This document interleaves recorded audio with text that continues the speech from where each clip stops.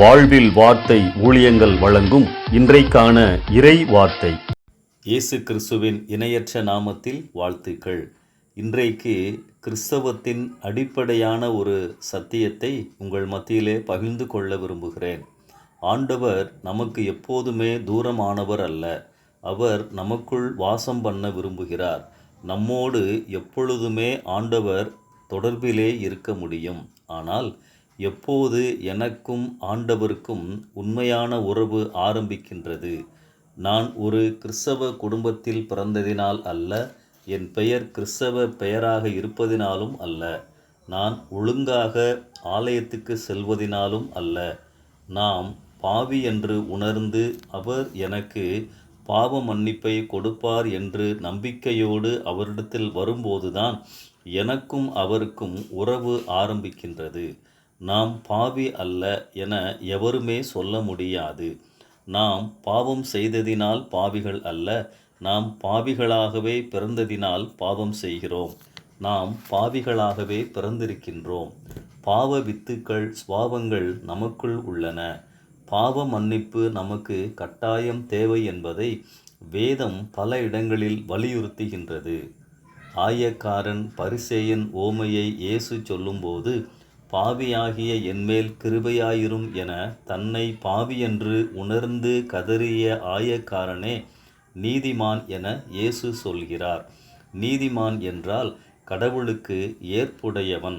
பாவங்களை அறிக்கையிட்டு பாவ மன்னிப்பை பெற்றுக்கொள்ளாத யாவருமே கிறிஸ்தவர்கள் அல்ல. 1 யோவான் 1 அதிகாரம் 7 முதல் 9 வசனங்களில் இயேசு கிறிஸ்துவின் இரத்தம் சகல பாவங்களையும் நீக்கி நம்மை சுத்திகரிக்கும் எனவும், பாவங்களை அறிக்கையிடும்போது இயேசு பாவங்களை மன்னிக்கிறார் எனவும் வாசிக்கின்றோம். அன்பானவர்களே, பாவங்களை அறிக்கை செய்து மன்னிப்பை பெற்ற அனுபவம் உண்டா? பாவிகளை இரட்சிப்பதற்காகத்தான் கிறிஸ்து இயேசு இந்த உலகத்திற்கு வந்தார்.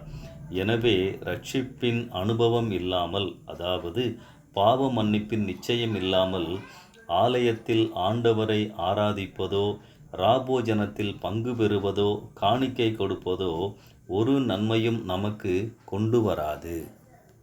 லூக்கா 5 அதிகாரத்தில் சீமோன் பேதுரு இயேசுவின் பாதத்தில் விழுந்து, ஆண்டவரே, நான் பாவியான மனுஷன், இதை போன்ற கதறுதல் என் வாழ்க்கையில் ஒரு நாளாவது நடைபெற்றிருக்க வேண்டும்.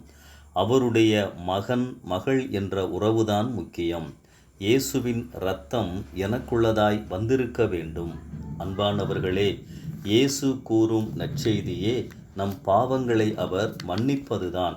அந்த அனுபவம் இல்லாமல் வாழ்வது வெறுமையான ஒன்றுமில்லாத வாழ்க்கை. இயேசு நம்மோடு நெருக்கமாக வாழ விரும்புகிறார். நம்மை பரிசுத்தப்படுத்த, ஆசீர்வதிக்க, வழிநடத்த, பலப்படுத்த, நித்திய ஜீவனை, பரலோக வாழ்வை கொடுக்கவும் ஆயத்தமாய் இருக்கிறார். என்னை மன்னியும், என் பாவங்களை மன்னியும், ஆண்டவரே எனக்குள் வாரும் என கேட்கும்போது அவர் நமக்குள் வருகிறார். உலகம் தர முடியாத சமாதானத்தை, சந்தோஷத்தை நமக்கு கொடுக்கின்றார். நம்மை ஆராய்ந்து பார்ப்போம், அர்ப்பணிப்போம், பாவ மன்னிப்பின் நிச்சயத்தோடு வாழ்வோம். இந்த சிந்தனையோடு இந்த நாளை ஆரம்பிப்போம். கர்த்தர் உங்களை நடத்துவாராக. ஆமென்.